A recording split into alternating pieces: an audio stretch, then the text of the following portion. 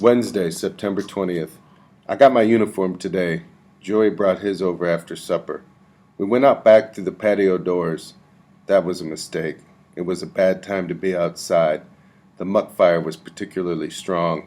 I could actually see it and feel it and smell it swirling over into our yard. And mixed in with it, I could hear a sound, a predator sound. It was the sound of Arthur Bauer's Land Cruiser on the other side of the brick wall.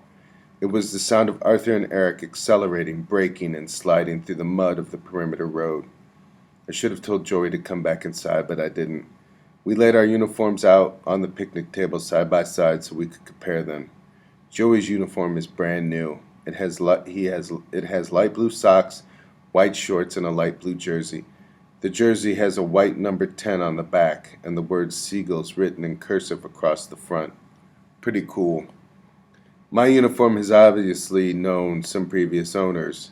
It has maroon socks and shorts and a gold jersey with a thin maroon stripe on each side.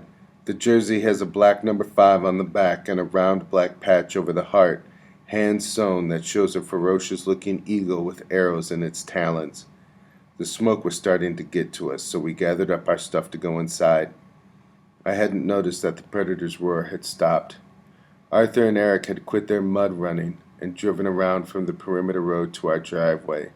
I usually notice stuff like that, especially where Eric is concerned, but today I didn't.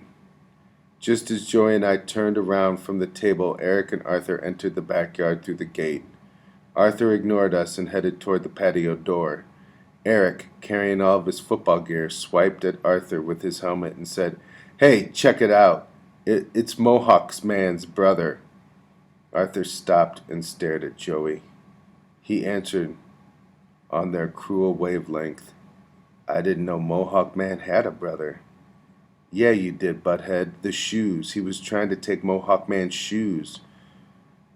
The two of them started to laugh. Eric said, "It's the hair that fooled you. No family resemblance." Arthur picked up the banter. No resemblance. None at all. I wonder if he got his money back for those shoes. "Yeah, hey, there was nothing wrong with those shoes. The kid had some money coming." Joey was clearly stunned by this exchange. He had no idea what they were talking about, but I did, and I felt sick with anger.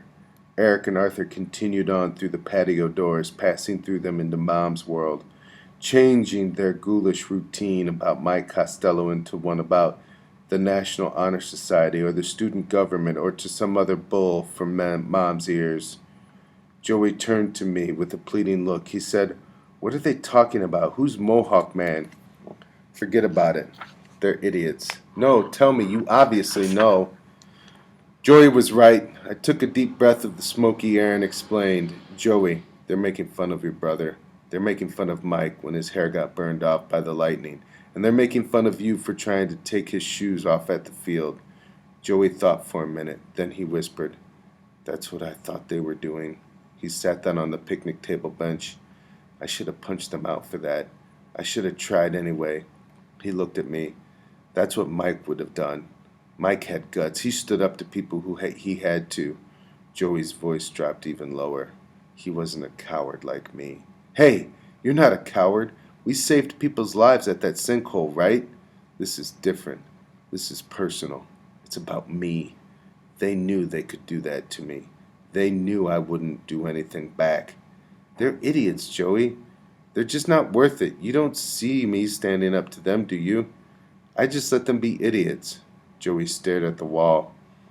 "I know a lot of those football guys are laughing at me because of what I did, because of the shoes. But I never in a million years thought they were laughing at Mike." "Hey, nobody who's worth thinking about is laughing at Mike or at you." "Who are we talking about here? Eric? Eric's laughing at everybody. It's all a big joke to him. Arthur Bauer? He's a big zero. But now he's getting his chance, right? He's going to hold the ball for Eric, but he's no Mike Costello. Nowhere near. He doesn't have the talent. He doesn't have the character. So what's he going to do? He's going to mock him. He's going to put him down. He'd do it to Mike's face, so he'd never do it to Mike's face, so he's doing it this way. He's the coward, not you." Joey may or may not have been listening. I don't know. Tears were pouring down his face. He tried to talk through them. I wanted to explain to Coach Warner about the shoes. I guess he thought I had cracked up or something. Joey let the sorrow pump out of him now, like blood from an artery. But I saw Mike lying there. Maybe I I even knew he was dead. I don't know. I had to do something for him somehow. Mike always felt better when he got his shoes off. That's the first thing he did when he came home, always. He took his shoes off, and that's all I was trying to do. He sniffed and sat up straight. It was stupid, and it wouldn't have done him any good. But none of the other stupid things they tried did him any good either, did they? I shook my head. No. I know people are laughing at me. I hate it. I hate that school. I hate that football field. I hate that goal post. So why don't you come to Tangerine with me? It's too late now. I'm on the split shift. So get off the split shift. Get your dad up there. They're afraid of him. Believe me, they'll do anything he says. Joey picked up his uniform and wiped his face. What do you mean? Why are they afraid of him? I opened my eyes wide with surprise. It seemed so obvious to me. Your dad's a lawyer. Your brother got killed on their property, in their care. They're afraid he'll sue them.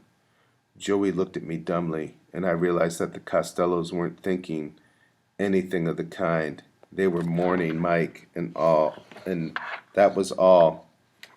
I said, sorry, bad idea. I'll shut up, but I could use some company at Tangerine. I bet you could. Anybody try to kill you yet? No. Anybody mess with you at all? Nobody who's still alive. Oh yeah, right. Joey rolled up his uniform into a white ball. Okay, if I hop over your wall. Sure. I just don't want to walk past. He stopped, nodded toward the house. I don't blame you. How are you going to get to your house? I'll go around to the guardhouse. Joey pulled himself up to the top of the 6-foot wall. He sat there for a minute before he said, So Tangerine's not that tough? I didn't say that. What about the soccer team? They got some tough guys on that. Girls, too. Tough girls? No, but they got girls and they start. Wow. Any chance I'd start? None. You'd stand next to me on the sideline. Joey turned and looked over the wall to the other side. He said, I'll think about it. See you. And he vaulted down into the mud of the perimeter road.